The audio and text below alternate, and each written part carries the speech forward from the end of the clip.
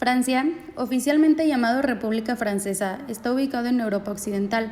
Es un país transcontinental que comprende territorio en África, Norteamérica, Sudamérica y Oceanía, siendo el país más grande de la Unión Europea. Es el segundo país con el mayor patrimonio mundial después de Italia, con 44.236 bienes declarados monumentos históricos al año 2012.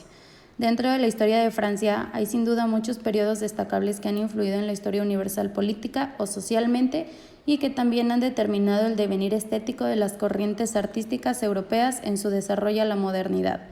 La arquitectura francesa del siglo XIX se basó en 3 elementos clave: historicismo, funcionalidad y renovación de los materiales. Cansados de los excesos del rococó, los artistas ya buscaban otros medios de expresión, haciendo del neoclásico que se fuera imponiendo. El imperio de Napoleón se decantó más hacia los modelos arquitectónicos romanos en un intento de hacer equivalentes los dos imperios. Sin embargo, es aquí cuando el historicismo supuso no tanto el interés por la recuperación de los estilos del pasado, sino más bien que fuera desde el más puro neoclásico hasta una concepción de la antigüedad, haciendo del uso de estos estilos antiguos no para recuperar sus líneas estéticas, sino para recargar y recargar sin medida una obra hasta que diera la impresión de riqueza. Otra consecuencia del interés por la historia fue la recuperación del estilo gótico francés, alentada tanto por elementos ideológicos como por elementos técnicos, como es el caso de la renovación de los materiales arquitectónicos. Pero la gran revolución arquitectónica fue sin duda la arquitectura metálica, producto directo de las dos características mencionadas anteriormente, la funcionalidad y la renovación de los materiales. Es aquí cuando la era técnica e industrial trajo consigo un cambio en el concepto de belleza en la arquitectura. Un edificio será bello no por sí mismo, sino por su adecuación a la función que debe desempeñar. Cuanto mejor responda una construcción al objetivo que debe cumplir, más bella será. Y así la misma industria posibilitó el empleo de nuevos materiales, que son básicamente el hierro y el hormigón armado. Es aquí cuando comienzan a surgir nuevos estilos arquitectónicos. En esta presentación hablaremos de 10 obras que comprenden de 1890 a la actualidad. Tenemos Art Nouveau de 1890 a 1910, Art Deco de 1910 a 1940, Racionalismo de 1925 a 1965, High Tech de 1970 a 1980 y Arquitectura Contemporánea, que comprende de 1980 a la actualidad. El movimiento Art Nouveau comenzó en Francia y se extendió por Europa. Se levantó rápidamente y disminuyó alrededor de 1910. Se caracteriza por la búsqueda de la estética, la armonía de las formas y la continuidad estilística en el conjunto de la obra.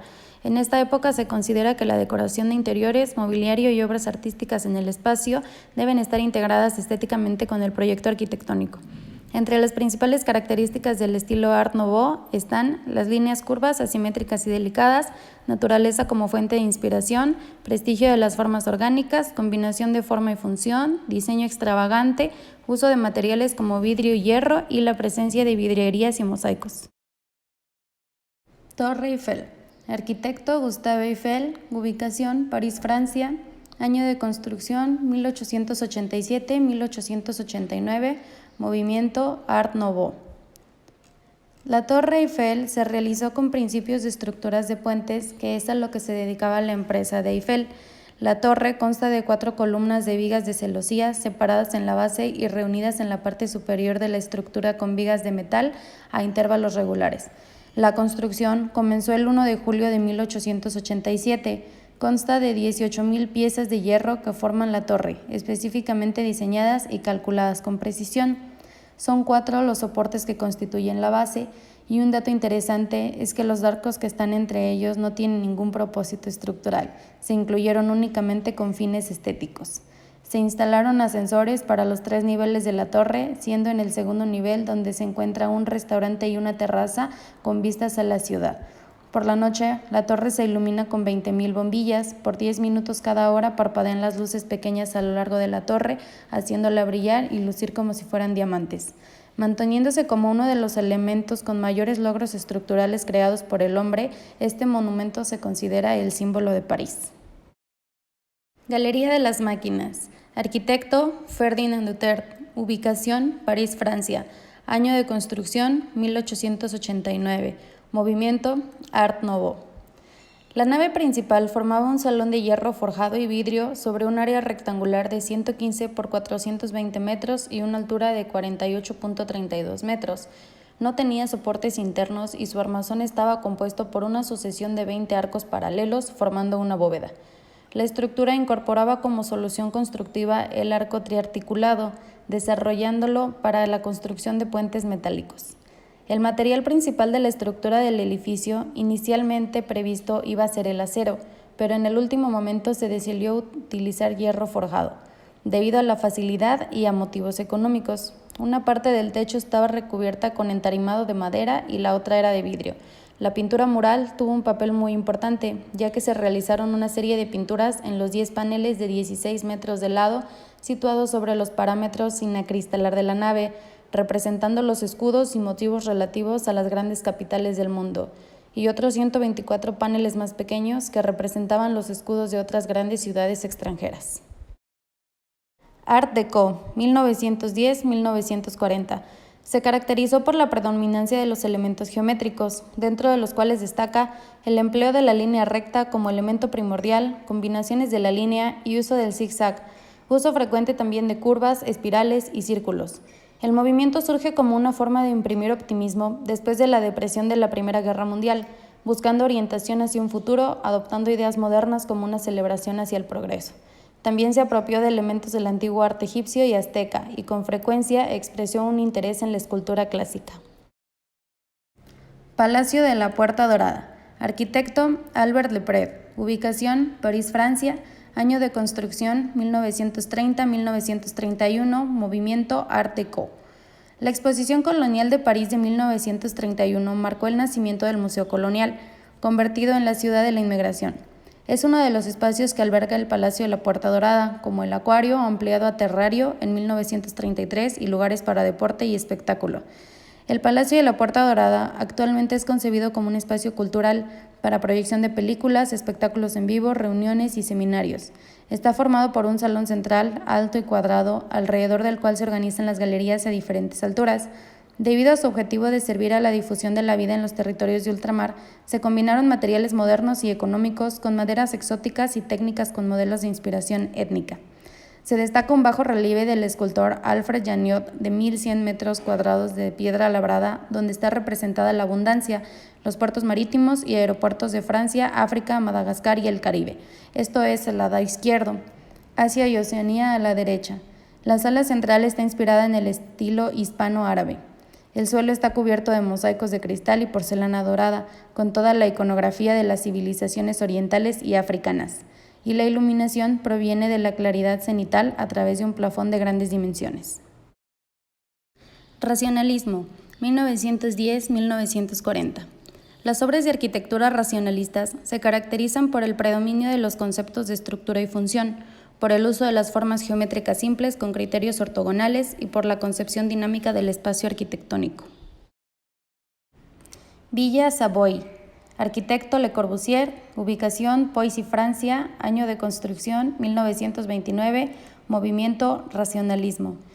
En esta obra Le Corbusier plantea los 5 puntos de la arquitectura: los pilotis, que es que el edificio descansa sobre pilotes en planta baja; la planta libre, que es la estructura de pilares y pórticos de hormigón que permiten la libertad espacial eliminando muros de carga; la fachada libre, que es liberar la fachada del peso de la estructura; la ventana corrida, que son los huecos que se convierten más apropiados a la perspectiva del ojo humano; y la cubierta jardín, que se hace plana y dispone un jardín en ella.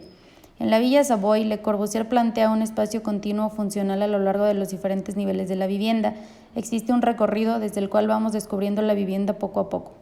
El acceso a la vivienda se realiza a través del eje del frente semicircular de vidrio, donde ascendemos a un hall en el que aparecen los 2 principales elementos de circulación de la vivienda: una rampa que realiza un recorrido pausado a lo largo de los distintos espacios que conforman la Villa Savoy y una escalera de caracol que permiten unir rápidamente estos espacios entre sí. Al fondo de esta planta baja se encuentran los dormitorios y dependencias del servicio. La mansión Louis Quéry. Arquitecto Alvar Aalto. Ubicación al sur de Francia.